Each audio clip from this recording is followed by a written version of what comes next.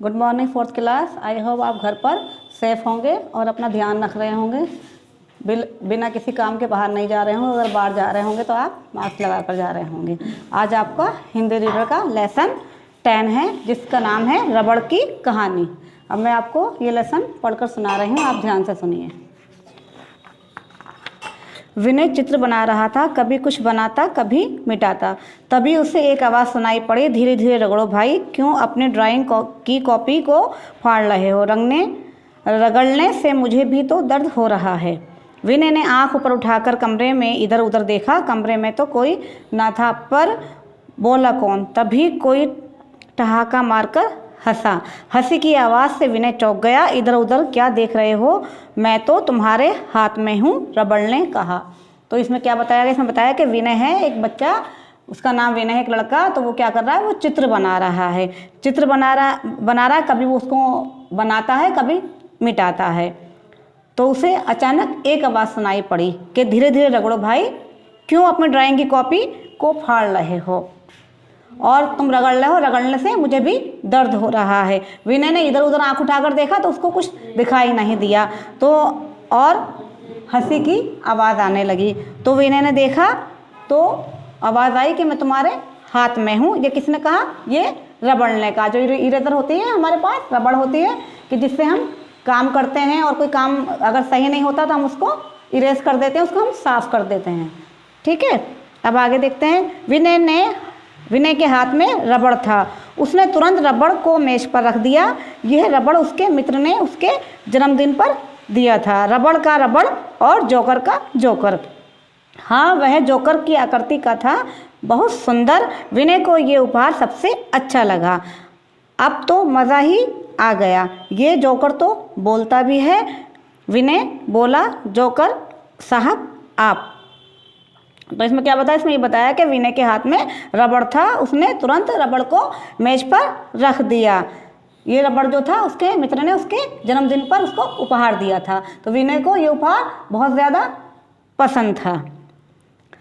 तो रबड़ नहीं तो बोला, तो वो देख लिया। विनय ने कहा कि ये जोकर है, रबड़ का रबड़ है और जोकर का जोकर है। अब तो मज़ा आ गया। तो विनय ने रबड़ से कहा, रबड़ साहब, जोकर साहब बताओ।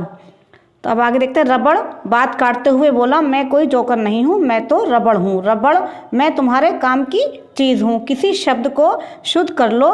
चित्र की आकृति ठीक नहीं बनी तो मुझे प्रयोग में लाओ, मिटाओ और नया बना लो। और हाँ, इतना ही नहीं, मुझसे बनी गेंद से खेलकर तुम कितने प्रसन्न होते हो। तुम्हारी बहन की गुड़िया, बत्तख तथा और कई खिलौने भी मुझसे बने होते हैं। रबड़ ने क्या कहा? रबड़ ने कहा कि मैं जोकर नहीं हूँ, मैं रबड़ हूँ। कि जो कोई भी चीज़ हम काम करते हैं, कोई भी आकृति बनाते हैं, अगर वो गलत हो जाती है तो हम उससे इरेज कर देते हैं। मेरे द्वारा तुम उसको साफ कर सकते हो और मिटाते हो। और मैं रबड़ ही नहीं, रबड़ से बनी और बहुत सी चीज़ें हैं, जो गेंद हैं और खिलौने हैं कि जिससे तुम्हारी बहन खेलती है। अब आगे देखते हैं। मुझसे ही बनी फुटबॉल और बास्केटबॉल में हवा भरकर लोग उससे खेलने का आनंद लेते हैं। बारिश के दिनों में मुझसे बने जूते चप्पल पहनकर ही सब बाहर जाते हैं। कपड़ों के ऊपर पहनी बरसाती भी मुझसे बनी होती है। इससे भीतर पहने गए कपड़े सूखे ही रहते हैं। तो इसमें क्या बताया गया? कि इसमें बताया गया कि जैसे फुटबॉल, बास्केटबॉल और बारिश के दिनों में रबड़ से बनी क्या क्या चीज़ें, जूते चप्पल पहनकर ही बाहर जाते हैं। और रबड़ से बनी बरसाती भी होती है कि जो हम अपने कपड़े के ऊपर पहन लेते हैं और हम बरसात में बाहर निकल जाते हैं, तो उससे हमारे अंदर के कपड़े गीले नहीं होते। अब आगे देखते हैं। तुमने देखा होगा डॉक्टर ऑपरेशन करते हुए या बड़े जख्मों पर पट्टी करते हुए मुझसे बने दस्ताने पहनते हैं। मैं उनके हाथों को और रोगी को भी सुरक्षित रखता हूँ। बिजली का काम करने वाले भी मुझसे बने दस्ताने पहनकर काम करते हैं। इससे उन्हें बिजली का झटका नहीं लगता। साइकिल, स्कूटर, कार, बस, ट्रक, सबके पहियों के टायर, ट्यूब मुझसे ही बनते हैं। तो इसमें क्या बताया गया है? इसमें ये बताया गया है कि जो डॉक्टर होते हैं, जो ऑपरेशन करते हैं, तो वो रबड़ के बने हुए दस्तानों का प्रयोग करते हैं। और जो कोई बिजली का काम करता है तो वो बिजली का काम करते समय भी क्या करते हैं, रबड़ के बने हुए दस्ताने का प्रयोग करते हैं। तो उससे क्या होता है, उससे करंट नहीं लगता। और ये भी बताया गया है इसके अंदर कि जो हमारे वाहन होते हैं, जो गाड़ियाँ होती हैं, यातायात के साधन जो होते हैं, जो हम एक जगह से दूसरी जगह हम यात्रा करते हैं, तो उनके जो वो होते हैं पहिए जो होते हैं उनके, तो उनके पहिए, उनके टायर ट्यूब जो है वो भी रबड़ के द्वारा तैयार किए जाते हैं। अब आगे देखते हैं। मुझसे बनी ट्यूब में हवा भर दो तो वह निकलती नहीं। तुमने देखा होगा कि इस ट्यूब को कमर से बांधकर लोग तैरना भी सीखते हैं। अब तो तुम जान ही गए होंगे कि मैं कौन हूँ। हाँ, मैं हूँ रबड़। ठीक है, अब क्या बताया रबड़ ने कि मुझसे क्या क्या चीज़ें बनाई जाती हैं। और अब आगे देखते हैं। अब तो तुम जान ही गए होंगे कि मैं कौन हूँ, मैं रबड़। क्या तुम जानते हो मुझे यह रूप कैसे मिलता है? वास्तव में मैं एक पेड़ के रस से बनता हूँ। रबड़ क्या कह रहा है कि आप जानते हो मैं किससे बना हूँ, तो वास्तव में दरअसल मैं एक पेड़ के रस से बना हूँ। अब आगे देखते हैं। ये रस दूध की तरह होता है। पेड़ के तने में पहले छोटे छोटे छेद कर दिए जाते हैं। छेदों के नीचे टीन की छोटी छोटी बाल्टियाँ लटका दी जाती हैं। क्या बताया गया इसमें? बताया गया कि वास्तव में मैं एक पेड़ के रस से बना हूँ। और ये रस कैसा होता है? दूध की तरह सफ़ेद होता है, दूध की तरह एकदम वाइट होता है।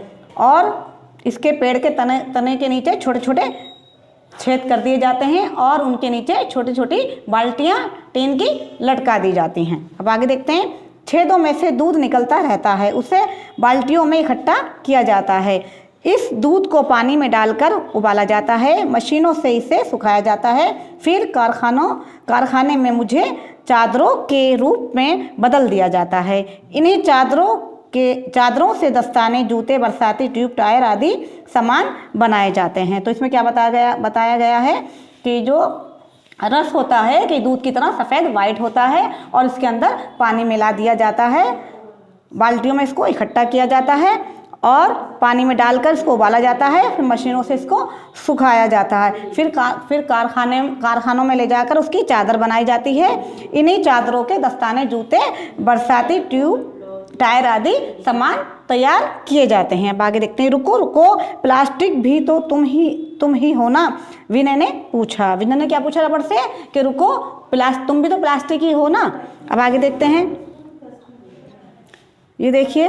नहीं, मुझे प्लास्टिक मत कहना, वह तो मेरा बनावटी रूप है, विज्ञान का करिश्मा, नकली, उससे तो बचकर ही रहना। विनय ने रबड़ को हाथ में ले लिया, उसे इधर उधर घुमाया, कुछ सोचते हुए मुस्कुराया, फिर बोला, रबड़ महाराज, आप मिलते कहाँ हैं? आपने अपना पता तो बताया नहीं। क्या कहा? विनय ने कहा कि रबड़ को हाथ में लिया, उसको घुमाया, इधर उधर घुमाया और सोचते हुए मुस्कुराते हुए कहा कि आप बताओ कि आपका पता कहाँ है? आपने तो मुझे अपना पता ही नहीं बताया। अब आगे देखते हैं। रबड़ ने ठहाका लगाया। हाँ, मैं अपना पता बताना तो भूल ही गया। मेरे पेड़ दक्षिण भारत के दक्षिणी भाग में तथा असम और त्रिपुरा राज्यों में पाए जाते हैं। कहाँ पाए जाते हैं रबड़ के पेड़? ये देखिए, दक्षिण भारत के दक्षिण भाग में तथा असम और त्रिपुरा के राज्यों में पाए जाते हैं। वहाँ घूमने जाओ तो मेरे बगीचों में ज़रूर जाना, वहाँ मैं तुम्हारा स्वागत करूँगा।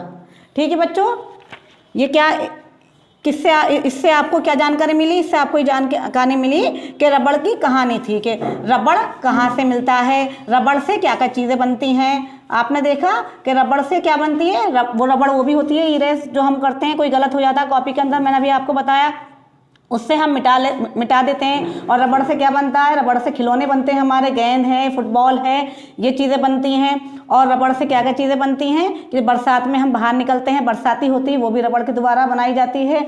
और जो डॉक्टर ऑपरेशन वगैरह करते हैं तो वो भी क्या करते हैं, पहले रबड़ से बने दस्ताने पहनते हैं। और जो बिजली का काम करते हैं वो भी बिजली का काम करते हुए रबड़ के दस्तानों का प्रयोग करते हैं ताकि उनको करंट ना लग जाए।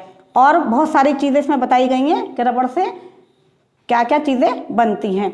गाड़ियों के ट्यूब टायर भी रबड़ से बनते हैं, और फुटबॉल, बास्केटबॉल ये भी रबड़ से बनती हैं। बहुत सारी चीज़ें और इसमें बताया गया है कि रबड़ कहाँ से कैसे बनता है। रबड़ का एक पेड़ होता है, पेड़ में से एक रस निकलता है, रस जो होता है वो सफ़ेद होता है, और रस से रबड़ कैसे बनती है, उस रस के अंदर रस जो है दूध की तरह निकलता है, और रस के अंदर क्या करते हैं, रस के अंदर पानी मिलाते हैं, पानी मिलाकर उसको क्या करते हैं, उसको उबालते हैं, उबालने के बाद में उसको मशीनों के द्वारा उसको सुखाया जाता है, सुखाने के बाद उसको एक पटरी की तरह सीधी पट्टी बनाई जाती है, और उससे बहुत सारी चीज़ें बनाई जाती हैं। अब आपने समझ लिया, आपको रबड़ की जानकारी प्राप्त हुई कि हमें रबड़ कहाँ से मिलती है और रबड़ का प्रयोग किस किस तरीके से किया जाता है और कहाँ कहाँ किया जाता है।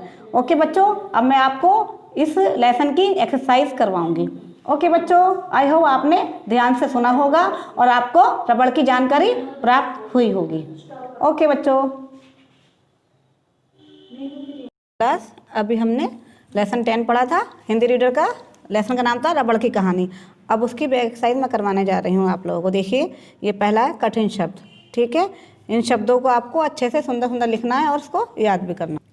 ये देखिए, शब्दार्थ वर्ड मीनिंग है, इन शब्दों को आपको लिखना है और उसको याद भी करना है। देखिए, पढ़ के बताऊँ मैं। आकृति, बनावट, शेप, अशुद्ध यानी गलत, रॉन्ग, प्रयोग, इस्तेमाल, यूज़, सुरक्षित, सकुशल, सेफ, वास्तव में, असल में, इन रियल, करिश्मा, चमकदार, मेरिकल, करिश्मा, करिश्मा का चमत्कार, मेरिकल, ठीक है। आपको याद भी करने हैं और इनको लिखना भी है।